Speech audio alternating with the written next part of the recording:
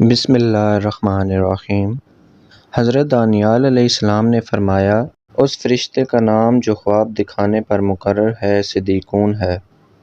اس کی قوت کا اندازہ اس سے لگا سکتے ہیں کہ اس کے کانوں کی لو سے گردن تک 700 سال کی مسافت ہے۔ وہی اشیاء کی صورت مثالیہ خیر ہو یا شر لوح محفوظ سے حاصل کر کے اللہ تعالیٰ کے نور کے ذریعے لوگوں کو دکھاتا ہے۔ اس سلسلے میں اس سے کوئی غلطی نہیں ہوتی۔ اس فرشتے کی مثال سورج کی سی ہے کہ جب سورج کی روشنی کسی چیز پر پڑتی ہے تو انسان اس چیز کو دیکھ پاتا ہے۔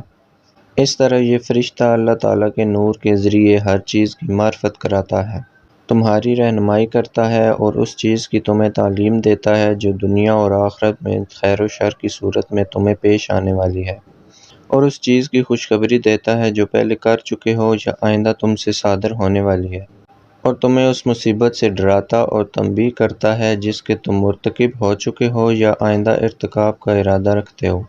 کس وقت کے خواب زیادہ سچے ہوتے ہیں؟ زیادہ تر رات کے آخری پہر میں دیکھے جانے والے خواب سچے ہوتے ہیں، اور دن میں دیکھے جانے والے خواب بھی سچے ہوتے ہیں۔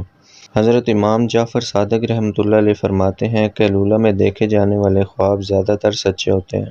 انسان جب سو جاتا ہے تو روح چراغ یا آفتاب کی طرح مانند ہوتی ہے، اور اللہ کے نور اور ضیاء کی مدد سے فرشتے کی جانب سے دکھائے جانے والے خواب کو دیکھتی ہے، اور واپس اپنے نفس کی طرف آنا ایسا ہے جیسا کہ سورج سے بادل چھٹ جائے، اور بیداری کی صورت میں خواب میں دیکھے جانے والا واقعہ اسے یاد رہتا ہے۔ اگر آپ کو ہماری ویڈیو پسند آئی ہو تو اسے لائک کریں اور چینل کو سبسکرائب کریں تاکہ آئندہ ہماری آنے والی ویڈیو آپ تک بآسانی پہنچ سکے۔